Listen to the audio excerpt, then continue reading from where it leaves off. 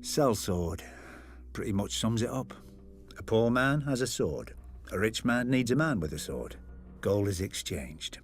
If the poor man knows how to use the sword, maybe he becomes the rich man. One way or another. I'm sure sellswords have a long and illustrious history, but if you meet a sellsword who knows it, best hire someone else. A sellsword should be good at one thing, getting paid to kill people. It's not an easy job. Most people try to kill you back, and at least a few of them know how. The ones that don't, well, they often come in enough pretty armor to ruin an afternoon. A lot of high lords turn their noses up at sellswords. They say they can't trust a man who sells his allegiance to the highest bidder. I don't blame them. Much cheaper for them to own an army from birth, either by people being on their lands or by their ancestors swearing a few oaths. But here's the thing. No sellsword has ever fled from the winning side. If your hired companies are running away from you, it's because you're not on that side. And you didn't pay them enough to die with you. Not that you could.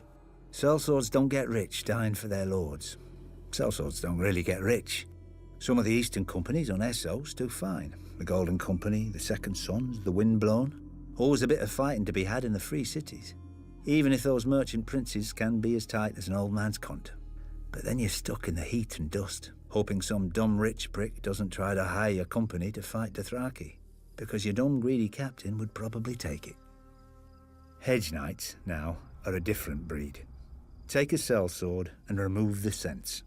They get their name from where they sleep, under the edges of the Seven Kingdoms, in ditches, in stables.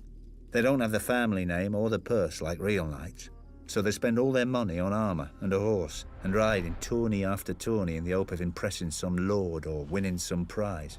One loss, and a lot of them are ruined. They can't ransom back their armour, even if they win. Think what a knight's good for. Killing men. You know how you train for killing men? By trying to kill men. Not prancing round with a blunted stick, bowing and waiting your turn. Maybe you think I'm just insulting the competition so you hire me instead. Well, of course I am. So don't hire me. Hire a sellsword with educated heirs who tells you all about the great battles he's heard of. Or a hedge knight who's won a few tourneys starting to build his name. And the man you're fighting against? He hires me.